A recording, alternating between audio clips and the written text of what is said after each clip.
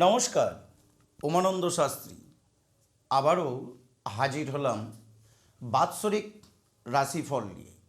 যদিও আমি বরাবরই বলেছি যে এই বাৎসরিক রাশিফল ওভারঅল একটা হিসাব।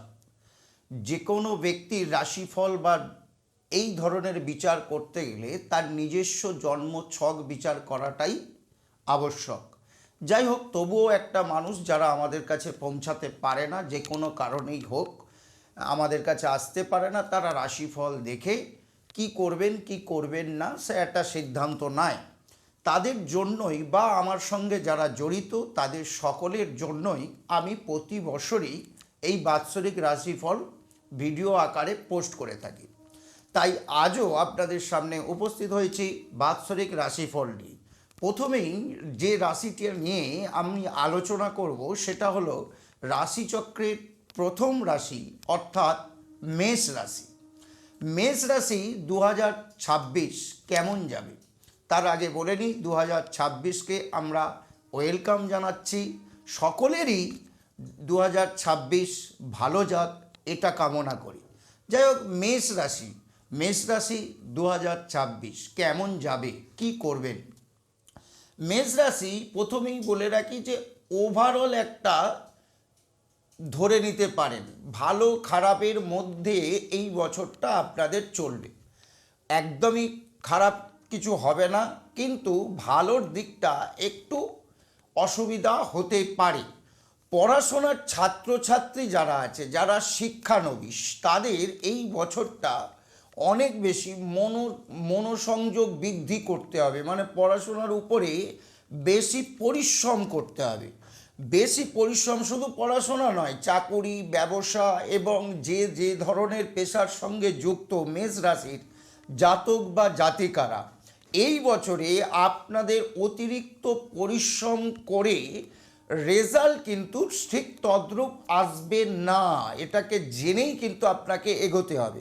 অতএব পড়াশোনার ক্ষেত্রেও মেষ রাশির জাতক বা জাতিকা এই বছরে মনোসংযোগটা অনেক বেশি দিতে হবে। পড়াশোনায় আপনি যতটা মনোসংযোগ দেবেন ঠিক তদ্রূপ রেজাল্ট কিন্তু আপনি আশা করতে পারবেন না। অতএব মনোসংযোগটা আরও বেশি দিতে হবে। যারা ব্যবসা বা চাকুরির সঙ্গে যুক্ত, যারা ব্যবসা করেন বা চাকুরি করেন, ভালো খারাপের মধ্যে দিয়ে এই বছরটা চলবে। কিছু কিছু সময় অতিরিক্ত চাপ, অতিরিক্ত প্রেশার আপনাদের মধ্যে দেখা যেতে পারে। মানে কাজের প্রেশার, কাজের চাপ এসে যেতে পারে, কিন্তু সেই অনুসারে ফল প্রাপ্তি মানে অর্থনৈতিক প্রাপ্তি হবে না।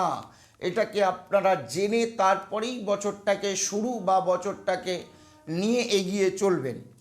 প্রেম সংক্রান্ত বিষয়ে মেষ রাশির জাতক জাতিকারা এই বছরটা শুভ ইঙ্গিত কিছু না কিছু ভাবে থাকতে পারে। বিবাহের ক্ষেত্রে শুভ ইঙ্গিত দান করছে, শুভ পরিণয় ঘটতে পারে। মেষ রাশি 2026 যাদের এখনও বিবাহ হয়নি তাদের বিবাহের একটা সংযোগ তৈরি হতে পারে, কিন্তু প্রেমের জায়গায় এবং দাম্পত্যের জায়গায় মানে যারা বিবাহ হয়ে গেছে তাদের ক্ষেত্রে একটা অশান্তি কিছু না কিছু ছোটোখাটো ভাবে থাকবে। বিবাহর দিকটা শুভ বলে মনে করা হচ্ছে। এরপরে আসি যারা অন্যান্য সমস্ত বিষয়ে সংসারের দিকে মেষ রাশির জাতক জাতিকারা আছে, গৃহের মধ্যেই থাকে, যেমন গৃহিণী বলা যেতে পারে বা মহিলারা বলা যেতে পারে, বা যেসব ছেলেরা এখনও চাকরি বাকরি করে না, তাদের এই বছরটা মেষ রাশি 2026 একটা ভালো খারাপ দুটো মিলিয়ে একটা বছরটা অতিক্রান্ত হবে।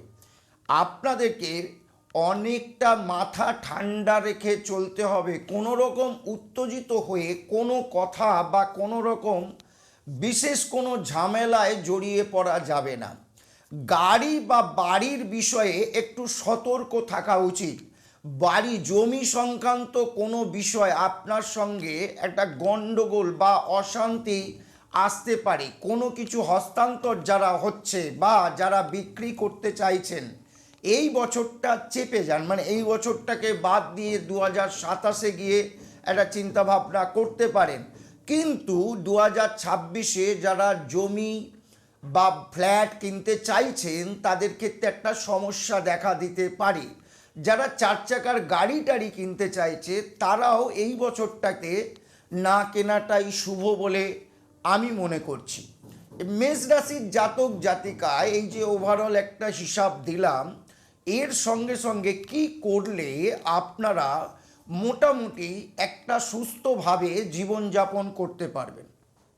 মেষ রাশির জাতক বা জাতিকারা আমি প্রথমেই বলেছি যে একটা ভালো খারাপের মধ্য দিয়ে বছরটা অতিক্রান্ত হবে।